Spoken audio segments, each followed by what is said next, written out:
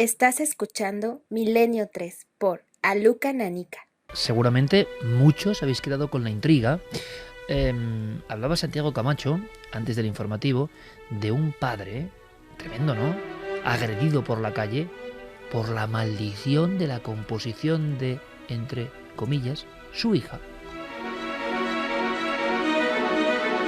Agresión no solo verbal. No, agresión física. Este buen señor le rompieron la nariz.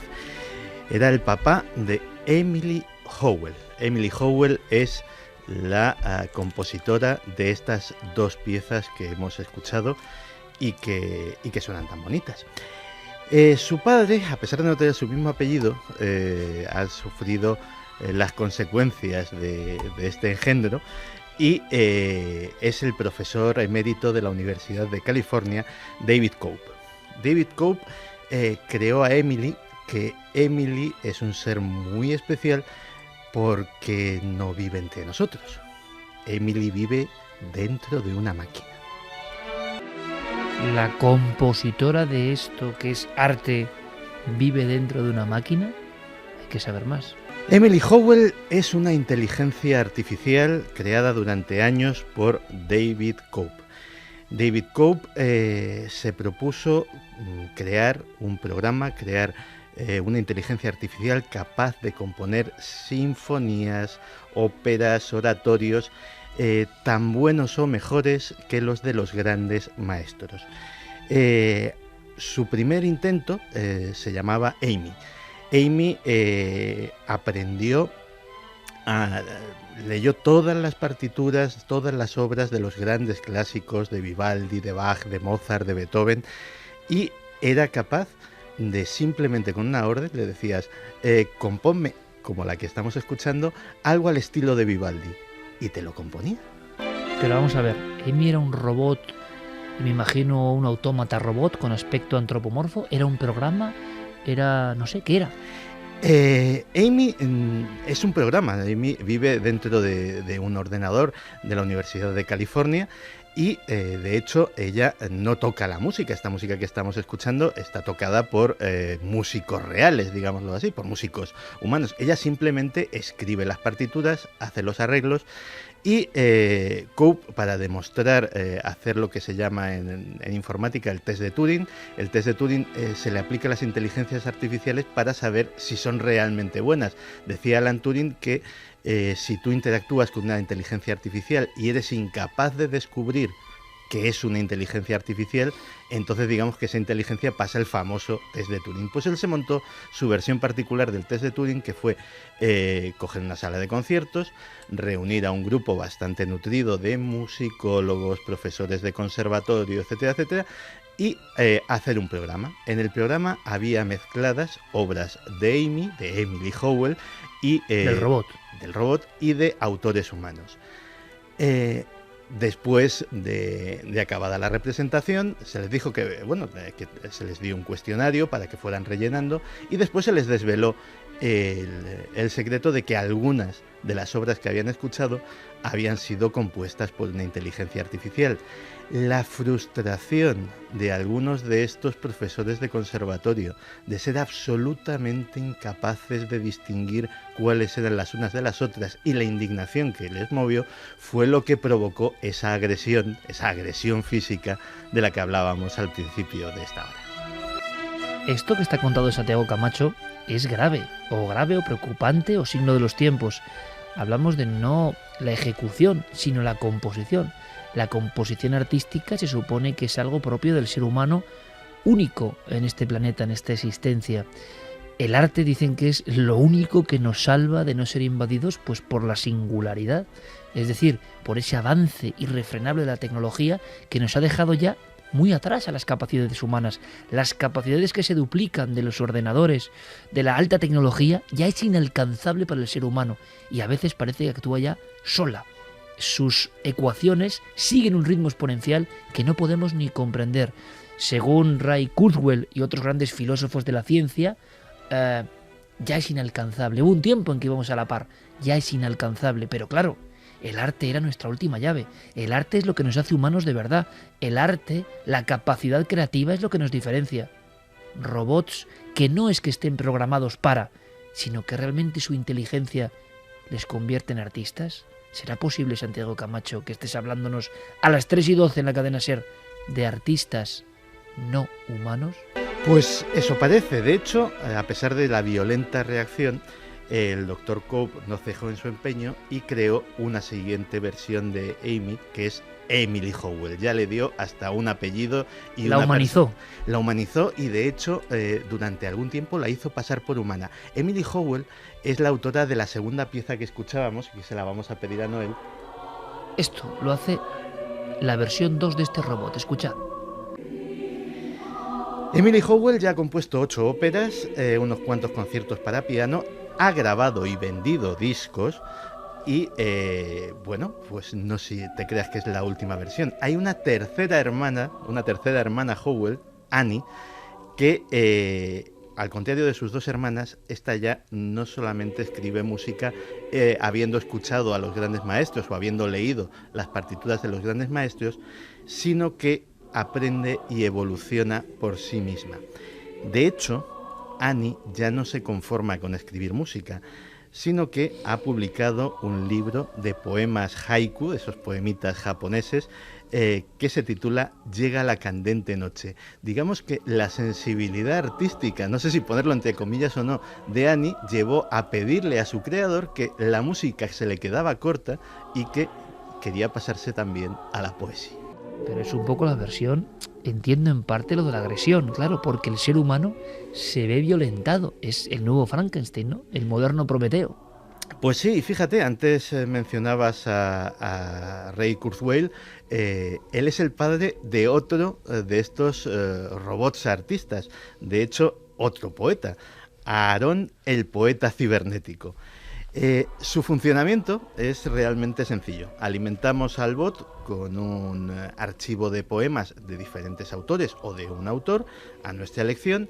Él se lee los textos, los analiza y, digámoslo así, se crea un perfil y puede escribir poemas basados en William Blake o Emily Dickinson o cualquier poeta anglosajón, que son los que él habla inglés, que son los que él conoce, y que bueno, de hecho, vamos a recitar un par de muestras de estos. ¿Vas a recitar de quién? ¿De quién?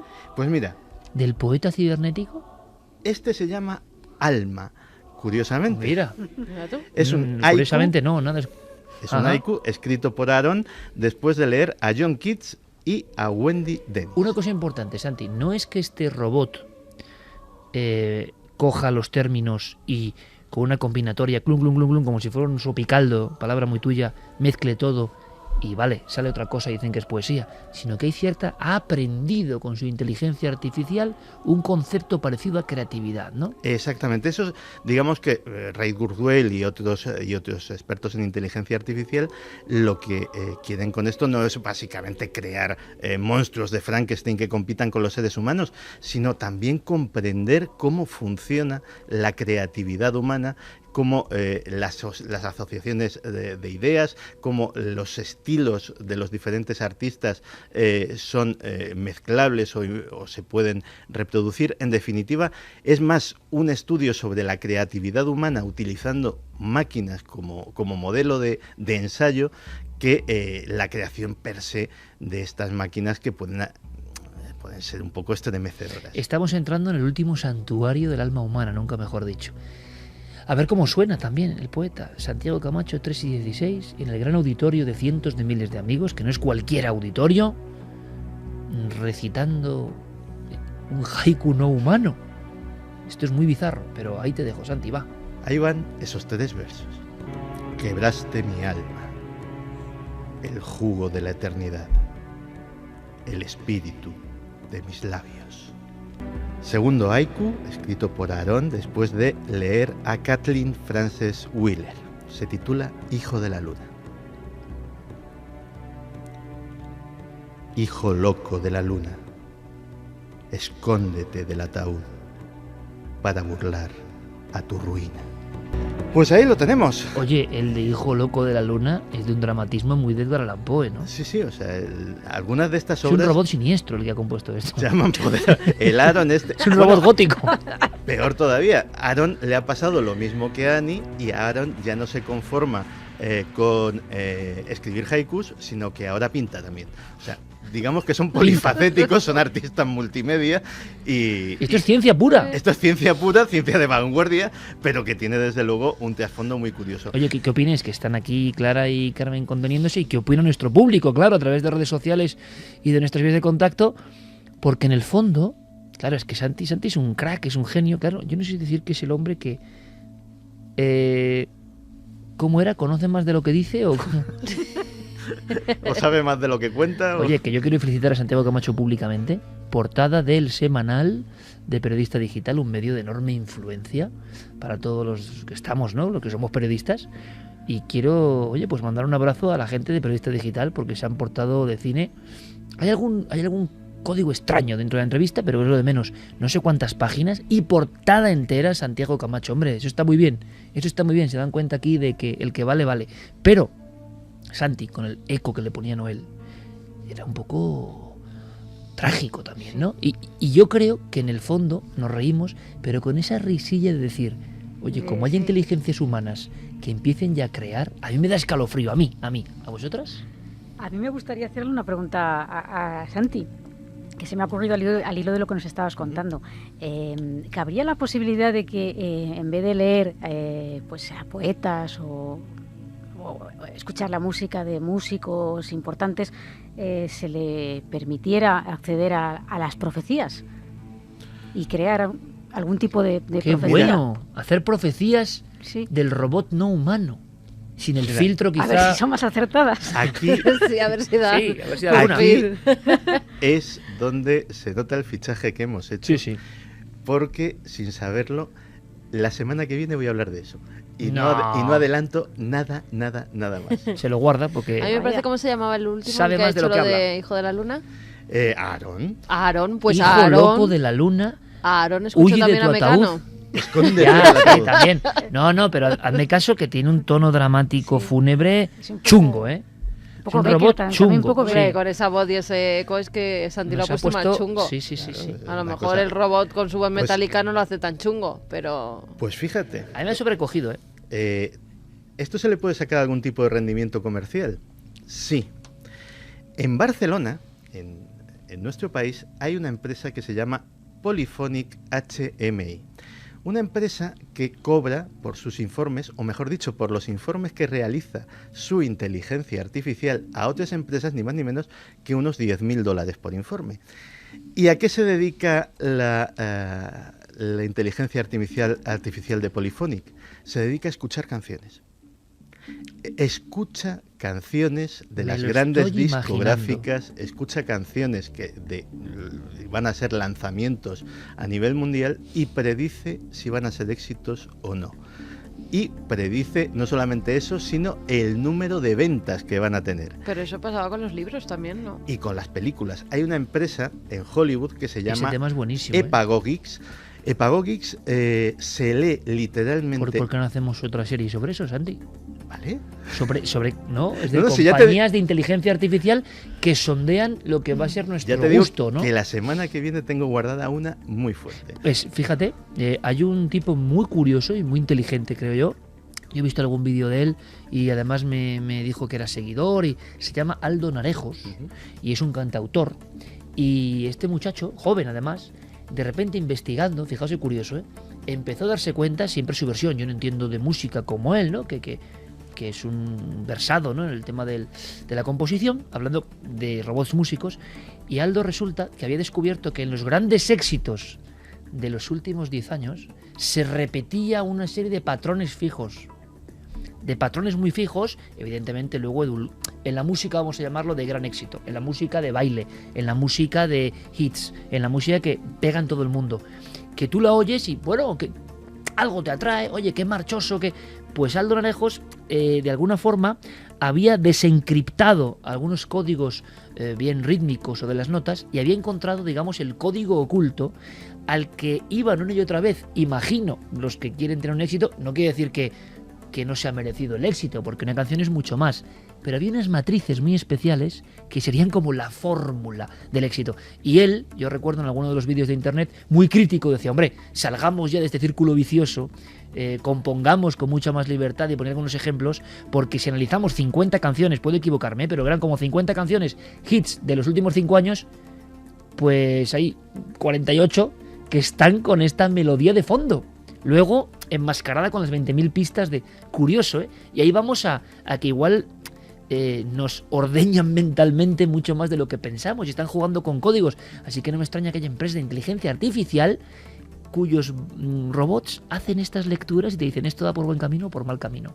Vaya melón que has abierto, Santi. Pues fíjate, Epagogix cobra muchísimo más porque trabaja para los grandes estudios de Hollywood y se lee los guiones.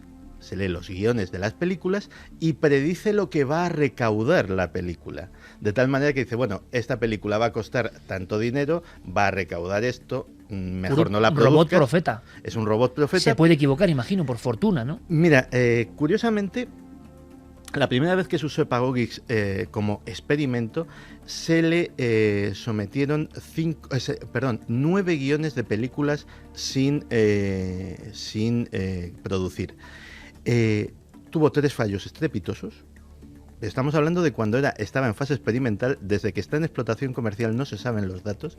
Tuvo 3 fallos Titanic, fracaso, ¿no? estrepitosos y los otros 3 acertó la recaudación con un margen de error inferior al 10%. Me das mucho miedo, Santi. Bueno, mitad y mitad. Falló 3. No, Todavía falló, no estaba muy... acertó 6 y falló 3. ¿Como un humano o no? ¿Quién sabe? Fantástico, Santi. Dime. Pero es que no hemos terminado. Queda que posiblemente queda Lo más aterrador. Lo más aterrador, o al menos lo más chocante, porque nosotros somos escritores. No me digas eso, que también hay... En 2008, una editorial rusa publicó una novela de 327 páginas y que ha tenido cierto éxito en Rusia, que se titulaba Amor verdadero. Fue escrita e ideada, es decir, sin pautas previas, por una inteligencia artificial. ¿Qué se le ocurrió? Ni más ni menos que hacer una reinterpretación del clásico de León Tolstoy, Ana Karenina, en el que sus personajes se encuentran inexplicablemente en una isla desierta, aquejados de amnesia, y a lo largo de la novela van descubriendo los lazos que les van uniendo entre Pero ellos. les decía que había visto Perdidos, Ana Karenina, ¿no? O sea, Ana Karenina es no. una mezcla de Ana Había una Karenina mezcla con Perdidos, ¿sí? Con Perdidos. Con Perdidos. Esto da mucho miedo. Y vendió Y vendió en Rusia. en Rusia. Robot. De verdad, Santi, esto es lo que da miedo de Milenio 3. Estas cosas que están ocurriendo hoy. Por cierto, que el software tardó meses y meses en ser creado, pero una vez fue creado, su novelita la escribió en 3 días. Esa sensación de que lo tecnológico se aproxima tanto, se parece tanto a nosotros.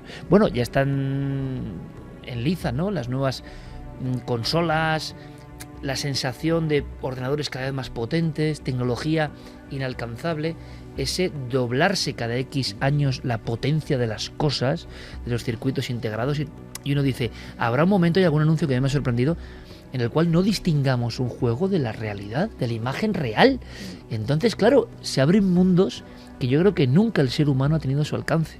Para bien y para mal, como todo, ¿no? Depende del uso que hagamos. Espérate que lleguen las gafas de Google. Vamos a ir todos por la calle como cyborg. Yo no creo, porque yo, ya Si sabes, tú no tienes ni móvil ya. yo estoy en la vuelta al paleolítico eterna. Sí. Vamos a hacer una cosa, compañeros, que creo que además podemos recordar. Yo os pido el esfuerzo de recordar, bueno, opiniones, sensaciones, vivencias, ¿no? Con uno de los grandes, ¿eh? Uno de los grandes. Uno de los grandes. Maestro de la crónica negra, del crimen, pero a mí me ha dejado inquieto. Hay una respuesta que me ha dejado inquieto, sí, no conocía yo ese tema. Sé que ha tenido lances con el misterio, uno de los grandes periodistas. Bueno, podría contar muchas anécdotas, hay algunas hermosas, de afán por ser periodista y trabajar en un medio, pero eso lo contamos luego. Ahora, Diego Marañón, que ya sabéis que expende, ¿no?, los carnets de pertenencia al club milenario o no, nos presenta a este aspirante a socio, a ser uno de los nuestros. Buenas madrugadas. Identifíquese, por favor. Francisco Pérez Avellán. Paco Pérez Avellán. Bienvenido, compañero. Hola, es un placer estar aquí, Iker.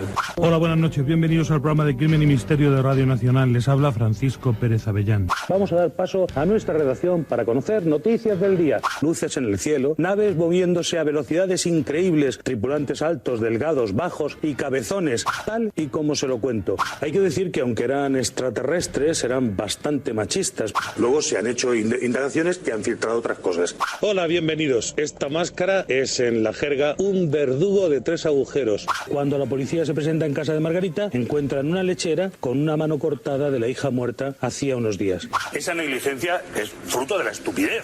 ¿Eligió usted al misterio o el misterio le eligió a usted? Yo elegí el misterio. ¿En qué ocasión lo ha sentido más cerca? En el momento en el que se investigaba la muerte de un sacerdote en mi barrio. ¿Cuál es su enigma predilecto? La muerte de Prim. Indíqueme un lugar al que siempre querría volver. Un cementerio. ¿Y uno al que jamás regresaría? A la infancia.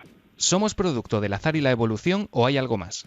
Producto, desde luego, del azar y la evolución. Y, por supuesto, para mí, que soy católico, de la visión de Dios. ¿Qué hay más allá de la muerte? Otra vida. ¿Teme la llegada de ese momento? En absoluto. Confío en Dios. ¿Supersticioso? Sí. Curiosamente, me dan miedo las escaleras. Decía Margarita Landi que había muchas lunas y que todas eran peligrosas. ¿Está de acuerdo? Es cierto, sobre todo una que tiene como un halo de muerte, una bufanda de sangre alrededor. ¿Cómo recuerda los sucesos de los que fue testigo en el número 73 de la calle Toboso? Con pavor. Había ruido, era extraño, una persona que al parecer convocaba esos ruidos y que nunca fue capaz de explicarnos el motivo. 22 años después, ¿tiene alguna certeza sobre lo que ocurrió en Alcácer? Desde luego, sé que había detrás una mano negra. Imagine que le pidieran asesorar una nueva etapa de la huella del crimen. ¿Qué 3 casos de la última década seleccionaría? Desde luego la muerte de la niña china. Tendría que saber también que es muy importante analizar el caso de Marta del Castillo y me gustaría muchísimo hacer alguna incursión en el crimen organizado. Por ejemplo, ¿cómo es posible que los sicarios hoy día puedan llegar a la habitación de un hospital y disparar sobre una persona que está encima de una cama? Como mencionaba, ha investigado de primera mano el sumario y los restos del general Prim. ¿Qué opina del último estudio publicado que descarta la conspiración? Una vergüenza absoluta para la ciencia y para los que la firman. ¿Echa de menos el estilo de periodismo que se hacía en Pueblo o en Diario 16? Desde luego. Éramos periodistas que contrastábamos las noticias. En la actualidad hay un empuje muy fuerte hacia el sectarismo, a recoger noticias, por ejemplo, en este caso de Prim, totalmente parciales, sin contrastar, a pesar de que todo el mundo tiene mi teléfono y me conoce. Después de tantos años estudiando y contando lo peor del ser humano, ¿cree que aún tenemos arreglo? Desde luego. Yo confío plenamente en el ser humano. Es capaz de lo mejor y de lo peor. ¿En qué cree Paco Pérez Avellán? Creo en Dios. ¿Cuál ha sido el fregado más grande en el que se ha metido? El caso Alcácer. Si piensa en su infancia, la imagen que aparece en su memoria es... Es de un niño enfermo que lee mucho. ¿A quién le encantaría haber conocido? Me habría gustado conocer profundamente a Gabriel García Márquez. ¿A qué tiene miedo? A nada. Un libro y una película. Dr. Jekyll and Mr. Hyde, y es posible que mi película favorita sea Apocalipsis Now. Un pintor y un músico. Desde luego Sorolla y Wagner. Acabemos con un vicio confesable. Bueno, la verdad es que me gusta mucho el cine. Gracias por su colaboración. La identificación ha sido completada con éxito. Desde este momento puede considerarse, de forma oficial y por méritos propios, uno de los nuestros. Qué duda cabe, los grandes periodistas hablan a veces a puñetazos, ¿no? Las palabras son como nudillos, ¿no? Que te dan en toda la cabeza, estés de acuerdo o no. Pero es que Paco Pérez Avellán, estoy seguro que todos tenéis la imagen, ¿no? de ese gran cronista, de la España Negra en muchas ocasiones, ¿no? El primer libro que yo compré de la España Negra era uno titulado así, ¿no? Los 50 crímenes más famosos. Tenemos la fortuna además de conocer a la saga, ¿no? De tener a Paco Pérez Caballero, su hijo y recién estrenado papá, y a Paco, al que conocemos y podemos contar una anécdota jugosa desde hace muchísimos años.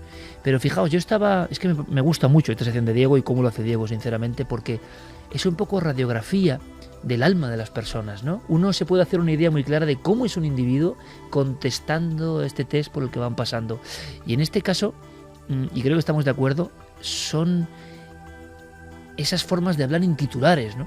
Se nota la escuela de Diario Pueblo, la capacidad de trasladar la imagen al verbo, ¿no? Es decir, uno puede decir, no, la luna roja, la luna de la muerte, y Avellán dice la luna con una bufanda de sangre, ¿no?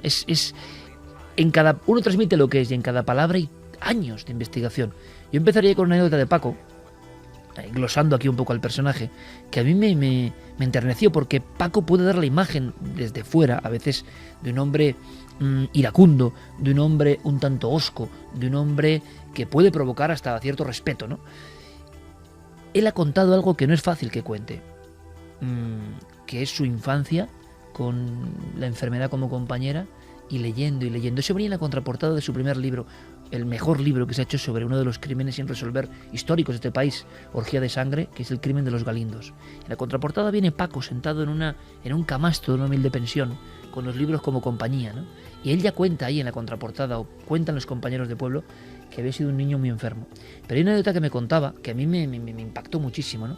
Es que él vino a Madrid y dijo, yo no quiero trabajar en otro sitio, solo quiero trabajar en el Diario Pueblo, un diario que ya los más jóvenes nos recordarán, pero que sigue nutriendo a través de la hemeroteca muchas fantasías y una forma de hacer de la que también somos un poco hijos, ¿no? Y no quería ir a otro periódico, y no fue otro periódico, no fue ningún otro periódico. ¿Sabéis lo que hizo? Cogió una silla de camping, se sentó delante de la redacción y dijo, de aquí no me mueven hasta que no trabaje en Pueblo. Emilio Romero, en la 7ª planta, escuchó que un joven loco de apenas 20 años venido de Murcia no se iba de la calle, lloviese o tronase, si no le hacían parte de ese periódico. Emilio Romero, desde luego, no era ningún tonto. Y a los pocos días, Paco Pérez Avellán era el autor de Crónica Negra en Diario Pueblo. Había gente en los 70 capaz de estas cosas, ¿no? Sin ningún miedo. Es que Paco es mucho Paco. Yo recuerdo, nos conocimos, pues para lo que nos conocemos todos, hace relativamente poco. Paco y yo nos conocimos en verano de 2001-2002. Me llevó a su programa de radio a hablar de Jack el Destripador. Y, programa que nos llevaba a todos, ¿no? En Radio Nacional de España. Tantas noches. Sí. Y por una afinidad de temas, se ve que nos caímos simpáticos y pasamos toda la velada teniendo una de esas conversaciones que cualquiera que nos hubiese oído pensaría o que éramos directamente gente muy peligrosa o que éramos unos frikis de mucho cuidado, hablando de asesinos en serie, a ver quién decía casi la atrocidad más gorda. Y nos teníamos así como un par de horas en Radio Nacional. Ya se había acabado el programa, se había acabado todo, pero estábamos enfrascadísimos con aquello.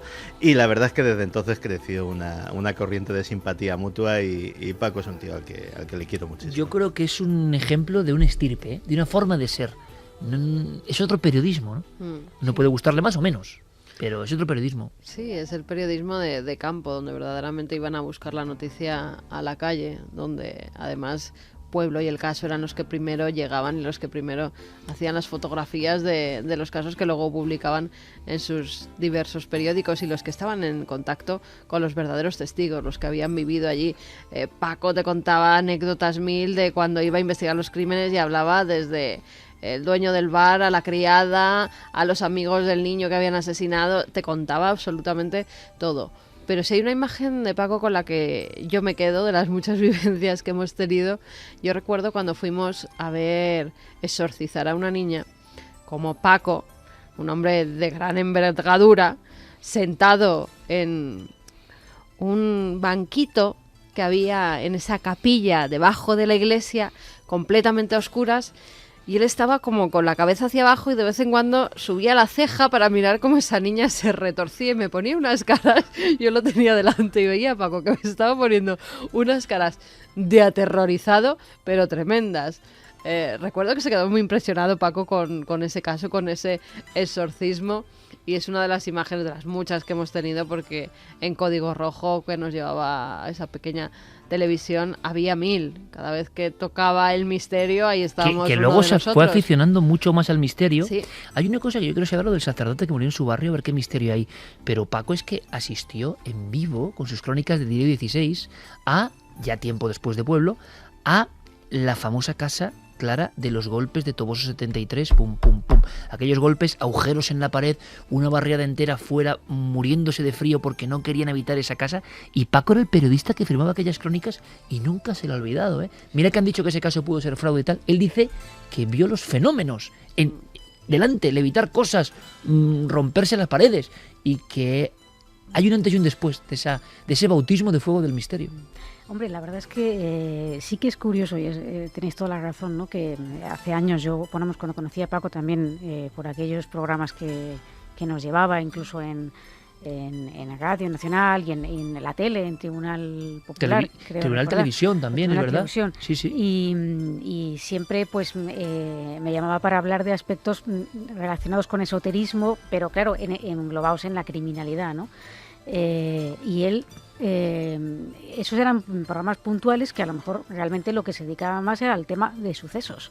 Entonces sí que es verdad que yo le he observado un giro, no sé exactamente qué pasaría con ese cura, ni si algún día nos lo cuenta, pero a mí me parece curioso un cambio, ¿verdad? Ese cambio en Paco. Y también me gustaría resaltar, ¿no? que me ha llamado la atención esa religiosidad que manifiesta abiertamente, además sin ningún tipo de pudor, ¿por qué no? Y luego, por otra parte, también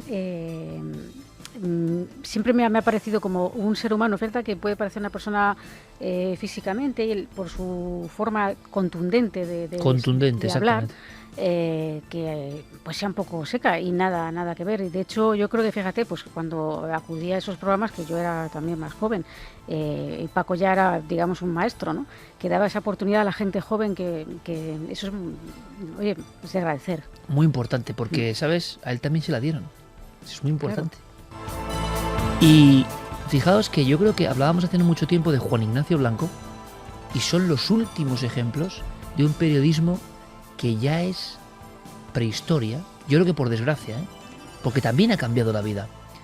Pero cuando uno acude a buscar sabiduría, encuentra otra cosa que tampoco encuentra hoy, ¿no? Encuentra a personas que se infiltraban con lo que investigaban. Yo tengo una última anécdota que es que no puedo olvidar, yo no sé si Carmen se acuerda de esta anécdota, que es muy brutal para mí, por lo menos. Es un poco, quedó mal, bueno, en fin, pero me lleva Paco a un sitio. Llamada de Paco Pérez Avellán. Claro, pone el móvil Avellán, dices, uy, aquí pasa algo. Hace 15 años, 16 años más o menos. ¿Cuándo aún llevaba el móvil? Sí, y me dice, Iker, ¿quieres venir a ver un exorcismo oficial de la Iglesia Católica? Ni que decir tiene que al día siguiente yo estaba en un lugar con Paco Pérez Avellán. Y un sacerdote nos recibía. Y aquí el ambiente era muy lóbrego, mucho. Y entonces Paco se puso a hablar de mí y dije, jolín, ¿cómo me quiere Paco Pérez Avellán, de verdad? O sea, está impresionando este cura, le está impresionando. Aquí vengo con Iker Jiménez, a pesar de su juventud, ya digo que ha pasado muchos años. Es un valiente, es un experto, no le tiembla el pulso, ha visto cosas como estas. Usted, padre, confíe en mí, le traigo porque es un auténtico experto. Y yo, por supuesto, claro, uno es vanidoso también y se va creciendo. Por supuesto, Paco, por supuesto. Yo, bueno, he estado aquí, allá, en fin, yo era un poco vanidoso también. Y entonces, cuando bajo, para mi sorpresa, Paco abre una portezuela, el cura pasa ensotanado y me encuentro una niña que está arqueada absolutamente, los ojos en blanco y pegando gritos con una boca que es la boca más animalesca que yo he visto en mi vida, abierta completamente, que es el recibimiento. Todo el camino, que era como una torreta, como una bajada, todo el camino era explicando lo valiente que era Iker Jiménez, y por eso iba con él como experto en estos temas.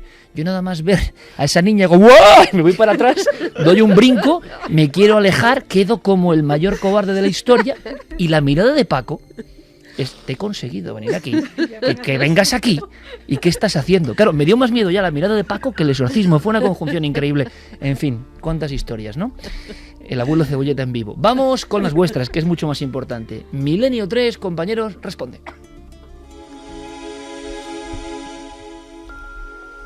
Hola, soy Cristina de Valencia y mi pregunta es sobre la muñeca Anabel de uno de los casos de los Warren. Dicen que le encontraban muchas veces fuera de su sitio y que una vez incluso estaba manchada de sangre. Mi pregunta es que por qué no hay fotos de la muñeca manchada y por qué no han analizado la sangre. Muchas gracias y un saludo a todos. con lo terrible que es esta muñeca que aparece en la película de La Annabelle. Conjura o Annabelle, ¿cómo pregunta la gente por ella? Atentos en la tienda de Juan Villa, ¿eh? Yo no digo nada más. En un tiempo. Pues lo que pregunta es que ha mezclado varias cosas.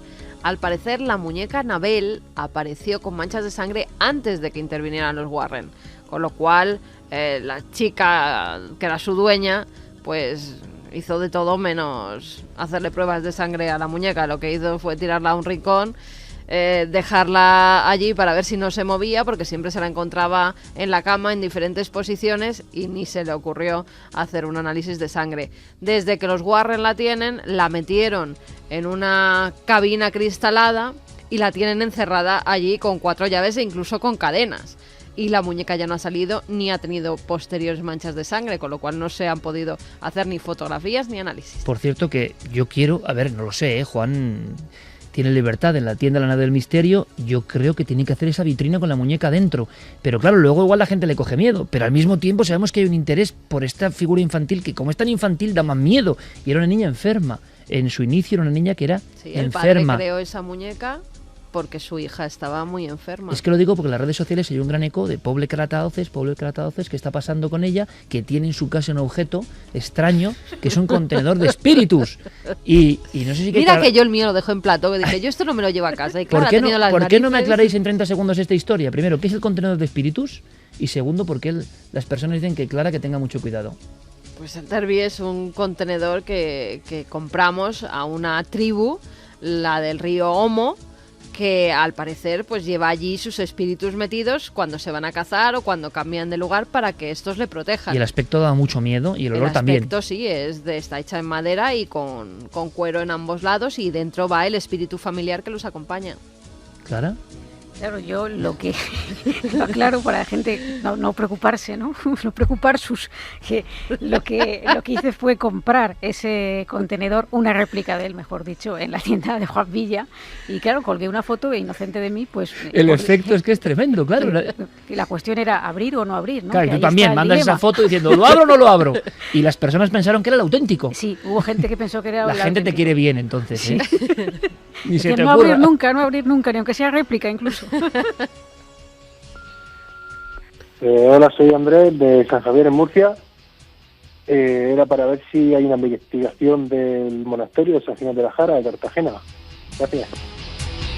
Vamos muy rápido. San Ginés de la Jara.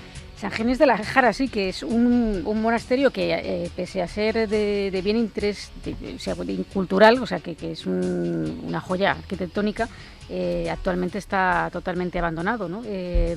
Parece que está construido sobre un anterior recinto donde se practicaban cultos mozárabes, y bueno, sí que se habla de ciertas presencias fantasmales, incluso de grabación de psicofonías, de una mujer mayor que se aparece, de una mano que coge a los que visitan el monasterio abandonado, y que se habla, según la tradición popular o quienes por allí han ido, ¿no?, como de una especie de venganza de los monjes que lo habitaron por haber caído en ese desuso, ¿no? Pero la verdad es que no sé exactamente si se puede acceder... Si hay fundamento, ¿no? Si hay fundamento y si merecería una investigación a fondo.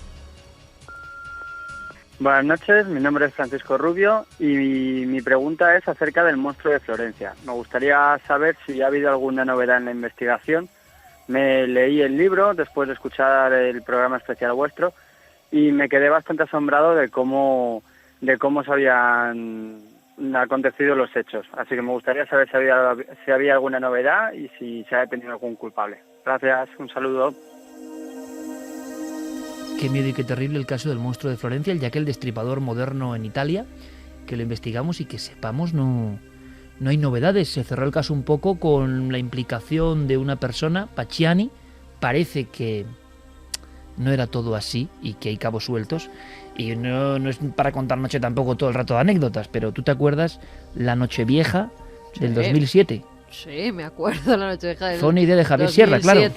4... Vamos a un lugar idílico, dijo. Vamos a un lugar idílico ideal para la Nochevieja. Javier, ¿eh? Sí, ojo clínico. Dice, vamos a un lugar idílico. Y claro, y en aquel lugar pues resulta que todo el mundo estaba triste. Primero como una casona abandonada en medio de... El miedo. Que yo dije, Javier, esto te es mato, un hotel. te No, mato. es una casa que alquilan habitaciones en medio de La una... Toscana, precioso, eso sí. Toscana, sí, muy bonita, pero es que no se podía aparcar el coche ni delante de la casa. Había que dejarlo en un huerto y tú imagínate por la noche de Nochevieja, ni Dios por allí, y dejando el coche y yendo hasta un miedo. Yo decía, aquí nos va a salir tema algo. de Y no sabíamos... celebraciones en la calle y eso nada, ¿no? Nada, ni una. No, Ni pero una sobre todo, celebración. y muy breve, resulta que era un sitio muy triste. Y yo digo, pero bueno, conseguimos Sin una especie nadie. de posada, que luego volvimos años después a filmar, A la posada no. al bar en mitad de aquel pueblo de San Cacciano. Y yo decía, hombre, sí, muy bonito, pero aquí la gente no está alegre en Nochevieja, ¿qué pasa? Y había 4 españoles, que era ridículo, con gorritos, no sé qué. Era Eva, Javier Sierra, Carmen y yo. Y yo salgo al pueblo y es que no hay un alma. Y digo, pero bueno, yo creo que en Italia también celebran la Nochevieja. Ahí no celebraba nadie nada. Y nos miraban por la calle como diciendo, ¿pero qué hacéis? Se abrían como balcones, nos miraban raros que paseábamos por la calle, era como extraño, caras Sí. detrás de puertecillas, que Sí, yo, no, esto de es como película, de película. de película. Y yo digo, ¿qué demonios pasa? Estamos pasando la Nochevieja, Javier, menos mal que lo pasamos muy bien, pero los 4 solos. Y yo digo, en un lugar donde nadie celebra el paso al Año Nuevo. Y resulta que era el momento concreto, y no lo sabíamos, en que toda la gente importante de ese pueblo estaba siendo encausada y enjuiciada, el de la taberna, el de la farmacia, el zapatero, en los crímenes del monstruo de Florencia. Lo supimos después. Estábamos pasando la Nochevieja y de Javier Sierra en el pueblo de los crímenes de hasta el loco del pueblo, el que estaba en el cruce fuera, está implicado en la desaparición de gente. O sea, en fin, ¿para qué vamos a seguir? Lotti, el loco Lotti. Vamos con el siguiente. Hola, buenas noches, millonarios. Soy Asier de Baracaldo y me gustaría que me dijerais, a ver qué sabéis, sobre el extraño mensaje de un supuesto extraterrestre llamado Brillon, que cortó la señal de la BBC en 1977. Nada, un saludo y muchas gracias. Aquí es cuando yo pongo cara de póker, Brillo año 77 veces, y Santi simplemente asiente. Bueno, pues a ver. Brillon, terminado en Brillon. N y con V. Sí, porque Brillo era un detergente, ¿no? No, pero de verdad. No. Oye, de verdad, Santi. Así Oye, ya no por se favor. puede. No, en serio, Brillo era una marca de detergente importante en Reino Unido.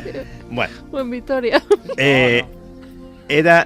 Fue en noviembre de 1977 y no fue, como decía Sier, la BBC, sino la ITV, que es una cadena de cadenas locales en Inglaterra, y no se cortó a nivel nacional, sino que fue la parte del sur de Inglaterra. O sea, que parecía que era la bomba y no, luego es ya que, quedó. como todos los casos, luego la leyenda urbana se ha ido magnificando muchísimo. Eran como las 5 de la tarde, estaba la programación infantil, concretamente estaban los Looney Tunes, los dibujos de la Warner, pues el Correcaminos y estas cosas, y de repente se corta la emisión. ¿Eso fue real? Eso fue real. Qué bueno. Se corta la emisión, pasa la pantalla negro y sale una voz fantasmagórica que dice que es Brillon, que viene de parte del Comando Astar. El célebre Comando Astar. Efectivamente.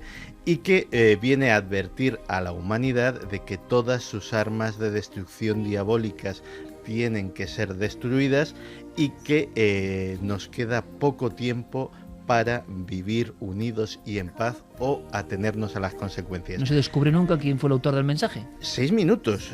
O sea, esto es una versión muy reducida del discurso que dio esta persona.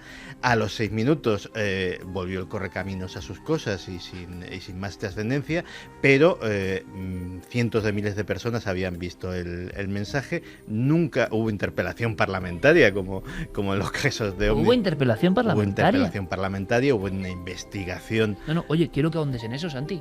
Contemos un poco más la próxima semana o algún día. Pues mira, ¿qué pasó con el caso Brillon? A ver si te puedo traer hasta, pues porque ha sido una cosa improvisada, a ver si te puedo traer hasta la grabación que debe de andar por ahí todavía circulando. Hecho, quiero saber, me parece curioso. Hay dos cosas, ¿no? Entonces, si son extraterrestres, que imagino que no en este caso, ¿por qué eligen una tele local en el Reino Unido? Bueno, igual es para que, en fin. Porque era más fácil de cortar pasar los controles de seguridad. Bueno, interesante, interesante, pero quiero saberlo, es que yo no había oído nunca esta historia. Vamos rápidamente porque me cuenta Carmen que hay muchos encargos para el 2014, para que haya fuerza cósmica. Muchos. Nos hemos reído mucho también en esta hora, cosa que es de agradecer. Vamos allá. Noel, nos marchamos directamente a los últimos mensajes. Un habitual del Twitter, Samboy Paranormal, su cumpleaños. Bueno, Iker, muchísima gente te felicitaba al inicio del programa. Bueno, muchas gracias, por de verdad, tu cumpleaños. Muchísimas Así que gracias, de verdad. Desde aquí te lo transmito. Muy Glory amables. desde Palma de Mallorca, que se considera milenaria desde el primer día. Hace 9 meses que nuestra pequeña Laia decidió quedarse en nuestras vidas, viniendo al mundo el pasado 3 de enero como regalito de Reyes. Ahora, después de una semana, nosotros queremos hacerle también un regalito especial, la bendición milenaria de vuestra parte. Muchísimas gracias por estar ahí, ser como sois. Besazos enormes de todo corazón. Bueno, pues esta es la música, ¿no? Bendición milenaria, bendición cósmica y que la luz la acompañe. Hola Iker y Carmen, somos Eva y Jaime, seguidores de vuestro programa desde el principio. Ayer aumentó nuestra familia con un miembro más, nació nuestro pequeño Dante y queremos, como no, que nos deis vuestra bendición milenaria para él. Os escucharemos esta noche los 3 desde el hospital. Muchas gracias y seguir así, no nos dejéis nunca. Un abrazo para todo el equipo. Pues Dante, luz para ti, claro que sí. Por cierto, Clara, que me lo comentabas la semana pasada y a mí esto me gustó, aunque sea que es un fenómeno que no nos hemos dado cuenta y es único y es muy peculiar y a las personas le puede gustar y a otros no, pero es verdad que se ha construido por sí mismo y en el fondo es un poco de, oye, vamos a darnos energía y buen rollo entre todos, ¿no? Desde un programa de misterio, qué curioso. Qué buena falta nos hace, además. Sí. Alberto nos dice, os escribo como no para pedir una bendición milenaria por vuestra parte para mi hijo Germán, que fue el regalo de Reyes que me dio mi mujer Elisa. Os adjunto una foto de este regalo protegido por mis otros presentes de ese ya inolvidable día y que espero le guíen la sed de conocimiento a lo largo de su vida. Gracias por vuestro trabajo e iluminarnos el camino. Gracias a vosotros. Esta viene con plus, viene con Santi Camacho.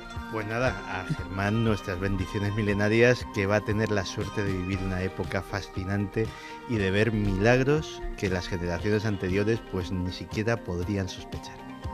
A ver, aquí mucha más energía positiva si cabe para Carol. Tiene 6 añitos, está durmiendo a estas horas en la UCI pediátrica. Desde que nació sufre, como su hermana Paula de 5 años, una enfermedad degenerativa que está acabando con sus hígados. Hace este miércoles, después de mucha espera y 14 horas de operación, Carol ha sido trasplantada de un hígado que con un poco de suerte le dará a una niña de 6 años la vida de juegos que se merece. Este mail es para pedir un poco de fuerza milenaria para Carol, que salga adelante. Para Paula, que esperamos que pronto pueda tener un hígado funcionando. Para sus padres, que necesitan mucha fuerza y esperanza para llevar con valentía este día a día. Pues somos miles de amigos, miles en concreto ahora unidos por esta música mágica y solo podemos decir que ahora habrá muchísimas personas pensando en corriente positiva, dándoos fuerza, porque cuando un niño sufre parece que todos perdemos un poco, ¿no? Que es injusto, que se atenta contra el universo. Vamos a ver, por favor, si eso sale bien. Nada nos haría más felices a todos que tener noticias buenas, ¿verdad? Dentro de un tiempo en esta comunidad que hemos ido formando. Y que la luz acompañe a todos estos niños que lo pasan mal, ¿no? Que es otra cosa, cuando son niños es que es otra cosa. Raquel nos decía, hola, os escribo con algo de pena. Este programa de Milenio 3 se lo quiero dedicar a mi abuelo, a quien le encantaba Cuarto Milenio. Todos los domingos a la hora justa gritaba Raquel el Milenio. Y los lunes en la comida comentábamos qué tal el programa del día anterior. Cuando le dije que había conocido a Javier Pérez Campos en persona, se alegró mucho, porque para él era el chico de Belchite. Su vida se está apagando poco a poco en el hospital ahora mismo. Gracias por amenizar sus noches de domingo. Te quiero, Yayo. Qué bonito, ¿no? De la niñez a los últimos tramos de la vida y que lo compartamos todo, ¿no? Algo está pasando con la radio y con la televisión y somos conscientes, y no es autobombo, es que no sé, lo hacéis vosotros, no lo inventamos nosotros, pero nos llega, ¿no? Que cada vez más familias, del más pequeño al más mayor, unidos por esta especie, no sé, de entusiasmo por el conocimiento y por darnos cuenta de lo que nos rodea. Así que un abrazo muy grande, muy cósmico, ¿no? Abrazo cósmico, digo yo muchas veces, y alguien me ha dicho, ¿y eso qué es? Pues tampoco sé muy bien lo que es, pero es... pues bueno, pues es un abrazo como luminoso y un abrazo en el misterio profundo de la vida, del cual somos cada vez más conscientes, ¿no? Cada vez que vamos cumpliendo años, somos conscientes de que vivimos en un perpetuo milagro. No podemos perder esta perspectiva. Me dice Fermín Agustí, cuéntamelo, Fermín, anda, ¿puedes contármelo? No puedes, vale, no perfecto, no puede. En mimo. No, me dice que en Cataluña, me dice Diego Marañón, que en Cataluña saludemos, porque parece, sería un milagro maravilloso, que ya nos escuchen en toda Cataluña. Bueno, pues de verdad, eso ha sido una pelea bastante fuerte, sí, no lo sé. Bastante dura. Porque ponían otros programas por las cuestiones lingüísticas y todo esto en lo que nosotros no entramos. Sí, que luego era música. Estamos por encima del lenguaje, nosotros queremos que todo el mundo conecte con el mensaje. Así que si es así, que no lo sé, bienvenidos todos los amigos de Cataluña a la gran familia internacional de Milenio 3. Dos cositas más. Germán nos decía que bueno, se tuvo que hacer 27 horas porque vivía fuera en tren para venir a despedir a una persona querida y que 12 las hizo con nuestros podcasts en las orejas, que bueno, que nos quería dar las gracias por ello. Y también nos escribían, nos mandaban una postal desde Dublín, Ana e Iñaki, que han tenido que emigrar allí, pero que bueno, que Milenio ha emigrado con ellos y que le demos la bendición milenaria para que lleven buena vida. Pues allí suerte en para Dublín. todos, porque además hay mucha gente que se está marchando. Yo espero que eso remita, ¿no? Y que se vea actividad hoy en las calles, no sé, igual es por las fechas, pero ojalá todo esto entre todos lo recompongamos. ¿Cuánta gente nos lleva afuera? Claro, no te imaginas, ¿eh? En eso Internet, como ha dicho Santi, cosas que antes no hubiésemos imaginado, nos acompaña a todas partes. Como siempre ha sido un placer, y hacerlo con ánimo, con entusiasmo, con creencia, con fe, cada uno la que tenga, cada uno la suya, pero en que podemos hacer las cosas mejor y que nos quedan cosas maravillosas por vivir, y que nada es tan dramático si vemos que hay de verdad gente que sufre, que necesita nuestro cariño y nuestro apoyo. Y no es consuelo de tontos o de pocos, ni mucho menos, sino que ser muy conscientes de que no podemos andar quejándonos como le pasa a mucha gente cuando vemos que de verdad hay auténticos problemas, gente que ahora mismo se debate, ¿no? En situaciones graves. Ánimo para todos. Mañana nos vemos en la tele. Va a ser un disfrute porque abrimos un expediente muy peliagudo, un gran expediente de X español, el caso Palomares. Analizamos tierra con científicos y muchísimas más cosas. No lo podéis perder. Santi, hasta mañana, compañero. Mañana por la noche nos vemos. Y gracias por esa recitación robótica. Ha sido de poner los pelos de punta. Clara, bienvenida como siempre, compañera. Esperemos disfrutar muchas historias y quizá no lo podemos decir, la semana que viene ya una de ellas, de tu archivo personal. Eso esperamos. Ojalá. Fermín, gracias a todos los compañeros, Javi, Diego, Guillermo, Noel, gracias. Carmen, hasta mañana. Venga, hasta mañana a las 11:30. Sed muy felices.